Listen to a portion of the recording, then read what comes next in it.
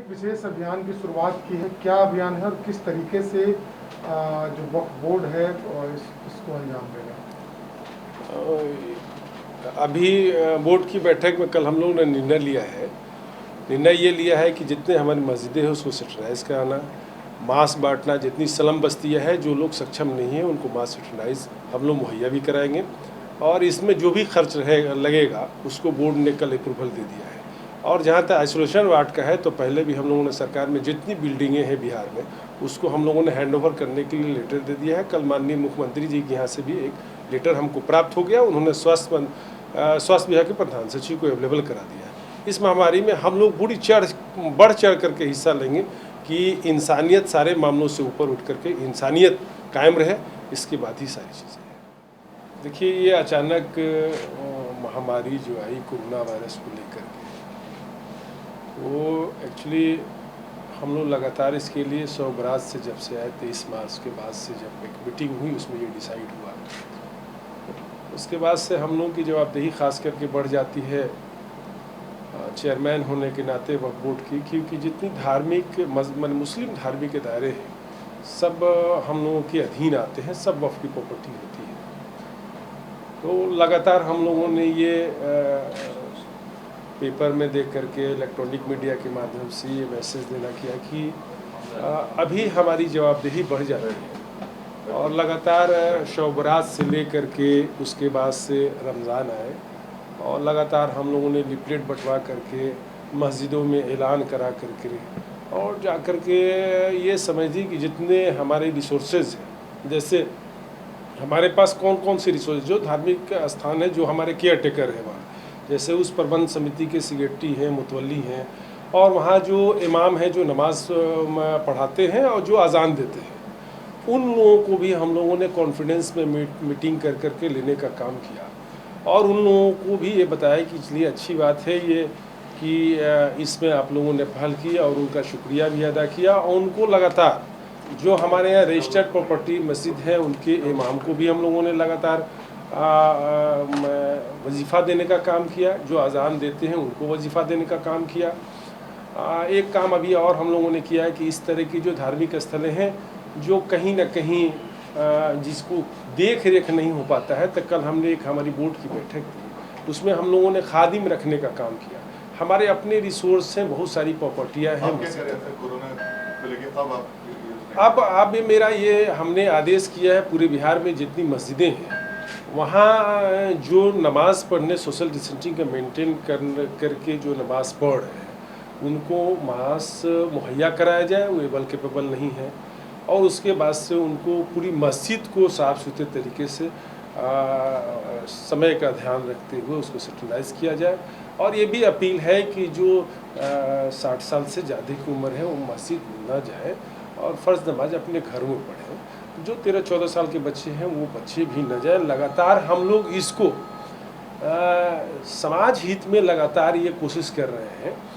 कि इस तरह की बातें हैं और समाज में जो भी झुग्गी झोपड़ियाँ हैं, जैसे हमारे अधीन वह पटना में भी जैसे चांद कॉलोनी है और मछुआ टोली है, इस तरह की बातें भी हम लोगों ने लगातार ये प्रयास किया कि देखिए इस तरह किसी धार्मिक मामले इसमें नहीं आने चाहिए। उसकी वजह है कि हमारी आपकी जो जवाबदेही है, अभी हमारी आपकी जवाबदेही इंसानियत के नाते भी ज़्यादा बढ़ जाती है और इस बात का ख्याल हम लोगों ने लगातार 27 मार्च से रख करके अब तक रखा। इसका मैसेज भी किया, यही मैसेज सुन करके हमारे मामले हैं कि मीडिया के लोग भी हमारे यहाँ गए कि आप कैसे इतने लंबे समय तक सारे समाज को लेकर के सोशल डिस्टेंसिंग का मेंटेन करने के बाद से भी आप लोगों की मदद कर रहे हैं। तो हम लोग ये चाहते हैं कि प्रचार प्रसार हो, सबसे अच्छा उपाय है इसका सोशल डिस्टेंसिंग। मास्क की कहीं कमी नहीं होनी चाहिए। हमारे जितने मुस्लिम दायरे हैं, ख़ास करके जो मेरे अधीन हैं, उनको हम लोग एक वजीफ़े के तौर पर उनको मदद कर रहे हैं, उनको सामान मुहैया करा रहे हैं कि मास्क पहनाएं और किसी को मास्क की कमी नहीं होनी चाहिए और इसमें जागरूक रहने की ज़्यादा ज़रूरत है। वजह यह है कि सफाई बहुत मायने रखती है,